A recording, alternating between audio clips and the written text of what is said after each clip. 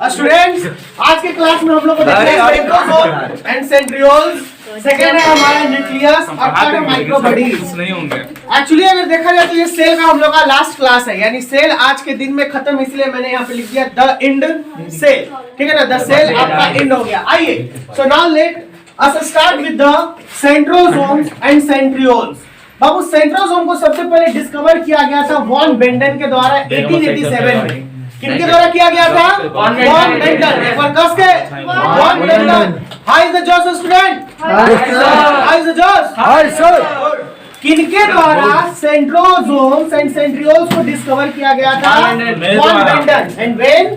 1887। And इसके structure को दिया गया था किनके द्वारा? T Boveri. क्या दिया गया था? T Boveri. ठीक है ना, बोवेरी। बावड़ी नहीं बोलेंगे, बावड़ी बोलेंगे तो सब आपको बावड़ी बना देगा। बावड़ी मतलब sir, what is the meaning of baoli sir? Centrosome contains 2 centrioles. Centrosome 2 centrioles को रखेगा और ये जो सेंट्रियोल है ना, ये कार्टविल लाइक ऑर्गेनाइजेशन रखेगा। देखिए ना, जैसे मैंने जस्ट इसके पहले भी पढ़ा था आपका कि जो ये देखिए कार्टविल लाइक स्ट्रक्चर और इसका अरेंजमेंट स्पोक के जैसा होगा। ये देखिए यही है स्पोक, इसी को बोलते हैं। तो ये cartwheel like organisation with 9 evenly spaced microtubule. और माइक्रोट्यूब्यूल इससे पहले हम लोगों ने पढ़ा था जस्ट। तो माइक्रोट्यूब्यूल का अरेंजमेंट क्या था? 9+2 था ना, जो दो करके 8 बन गया था। तो इसी तरीके से आपका माइक्रोट्यूब्यूल बनेगा। Triplet connected to the central hub by radial spoke. से ट्रिपलेट कनेक्टेड होगा, यानी ये फिर से ही सेंट्रल हब ये स्पोक के पास आके इसको हब बोलते हैं। साइकिल के जैसा, देखिए साइकिल में चक्का होता है, चक्का के बीच में एक एक्सिस होता है जिसके पास हब होता है, ठीक है, और उसके स्पोक के तरीके से ये आपका अरेंजमेंट रहेगा। Produce spindle apparatus during cell division. What is the function? The main function is the spindle apparatus। ये प्रोड्यूस करेगा सेल डिवीजन के दौरान। जब सेल डिवीजन होता है, जब न्यूक्लियस डिवाइड करेगा, तो न्यूक्लियस डिवीजन के दौरान बहुत सारे प्रोसेस होते हैं उसमें। उसी दौरान एक सेल डिवीजन के दौरान स्पिंडल apparatus बनाएगा जो उसके न्यूक्लियस को डिवाइड कराएगा दोनों पोल में, क्रोमोसोम को। Now functions, the centrioles help in organization the spindle fiber and astral ray during cell division। यानी यहाँ पे दो बात को याद रखना, स्पिंडल फाइबर और एस्ट्रल रे बनाएगा सेल डिवीजन के दौरान। They provide basal bodies which gives rise to the cilia and flagella। ये basal bodies प्रोवाइड करेंगे जो कि cilia और flagella के रूप में फिर आगे जाके बन जाएंगे। जो cilia और flagella का काम क्या होता है? What is the function of cilia and flagella? cilia stroke करता है तो फूड पार्टिकल्स को अंदर ले जाता है, अमीबा में मूवमेंट करता है और फ्लैजेला भी मूवमेंट के लिए यूज होता है। ठीक है, cilia and flagella generally responsible for the movement in the cell। ठीक है ना, लोकोमोशन करेगा, मूवमेंट करेगा ये सेल के अंदर में, वही काम है cilia और flagella का।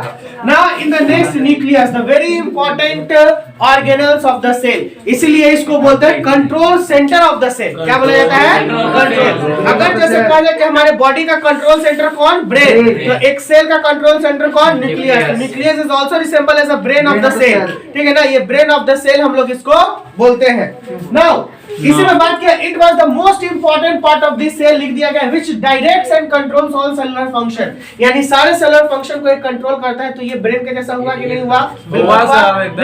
Nucleus as a cell organelle was first described by Robert Brown. ये वीवीआई है आपका, कई बार क्वेश्चन में पूछा गया है कि न्यूक्लियस के डिस्कवर करने वाले कौन है? Robert brown. एग्जाम में आ सकता है सर। हां, ये 1831 में। फिर आगे देखिए, इसमें जो क्रोमेटिन नाम दिया गया था, इसी न्यूक्लियस में क्रोमेटिन फाइबर होता है, तो इसको नाम दिया गया था फ्लेमिंग के द्वारा। किनके द्वारा दिया गया था? फ्लेमिंग।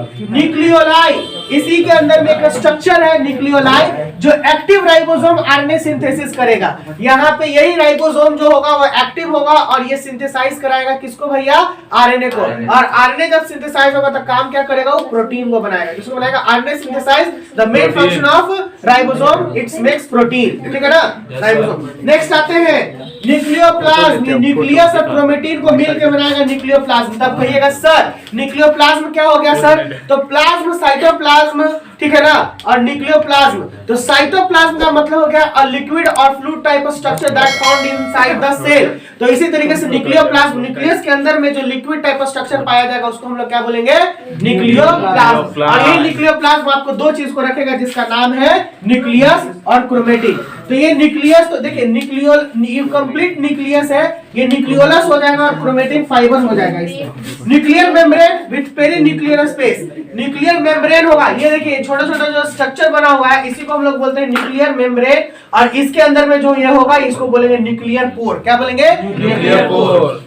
चलिए पोर से क्या होगा कि इसके कुछ इंपॉर्टेंट कंस्टिट्यूएंट और मटेरियल जो होंगे वो पास आउट होंगे, ठीक है ना, ये बाहर अंदर बाहर करेंगे। नाउ क्रोमोसोम, क्रोमोसोम के अंदर होगा डीएनए और हिस्टोन प्रोटीन, ये पढ़ा दिया गया है आप लोगों को। क्रोमोसोम के अंदर क्या होगा? डीएनए और histone protein. Centromere, primary construction, disc is known as kinetochore. अब इसको देखिएगा, जब मैं क्रोमोसोम बनाऊंगा तो क्रोमोसोम आपका कुछ इस स्ट्रक्चर का रहता है, ठीक है, और ये है आपका, इसी को बोलते हैं सेंट्रोमियर। क्या बोलते हैं? सेंट्रोमियर। और इसको बोलते हैं इसका, ठीक है ना, सिस्टर आर्म्स। क्या बोलते हैं? Sister arms. और इसी सिस्टर आर्म्स को एक को नाम दिया गया काइनेटोकोर। क्या नाम दिया गया है? काइनेटोकोर। Core sir.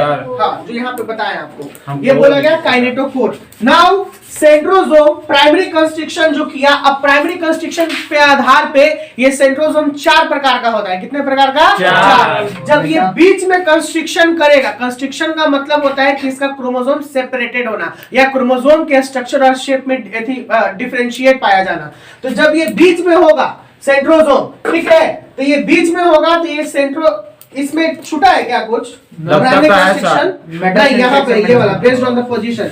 इसी के बाद एक टॉपिक और है, फिर आपको बेस्ड ऑन द पोजीशन कर देना है, तो पहले बेस्ड ऑन द पोजीशन ही कर देते हैं। आगे देखिए, ये क्रोमोसोम है, ठीक है। अब क्रोमोसोम का जब बीच में होगा तो इसको बोलेंगे मेगासेंट्रिक। क्या बोलेंगे? Metacentric. Based on the position of centrosome chromosome are metacentric, submetacentric, acrocentric और टीलोसेंट्रिक। तो मेगासेंट्रिक सबसे पहला क्रोमोसोम का, यही क्रोमोसोम का ये देखिएगा, ये आपका सेंट्रोमियर उठ के थोड़ा सा ऊपर चला आए, ये वाला यहाँ पे, तो इसको बोलेंगे सब मेटासेंट्रिक। यानी ये दोनों आर्म एक one arm is the greater than another arm, और एक छोटा हो जाएगा।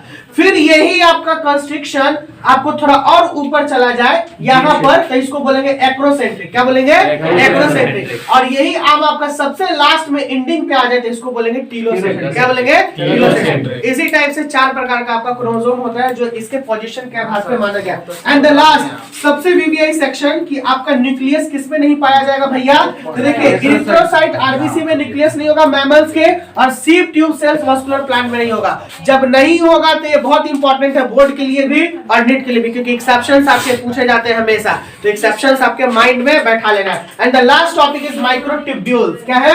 माइक्रोट्यूब्यूल्स। मिनट वेसिकल्स, ये बहुत ही छोटे छोटे वेसिकल्स रहेंगे, सॉरी माइक्रोबॉडीज। तभी तो सोचे सर कैसे गलती से मिस्टेक हो गया। Minute vesicles containing various enzyme, ये बहुत ही मिनट वेसिकल्स रहेंगे, बहुत सारे एंजाइम्स रखेंगे, और ये इन प्लांट और एनिमल सेल में हेल्प करेंगे बहुत सारे एंजाइमेटिक एक्शन को करने के लिए। Now the figure, clear the figure here. The first figure is the shows electron microscopic structure of nucleus. Tell me in one word, student. Electron Show microscope. the whiteboard here, everyone, and tell me what is this? Nuclear. Tell me in one word. Nuclear. ये क्या है? ये क्या है? हेटेरोक्रोमेटिन। ये क्या है? ये क्या है? ये क्या है? Nuclear envelope. ये क्या है? न्यूक्लियस के पास कितना membrane? Inner membrane, outer membrane. ये क्या है? ये क्या है? Endoplasmic reticulum. ये क्या है? ये क्या है?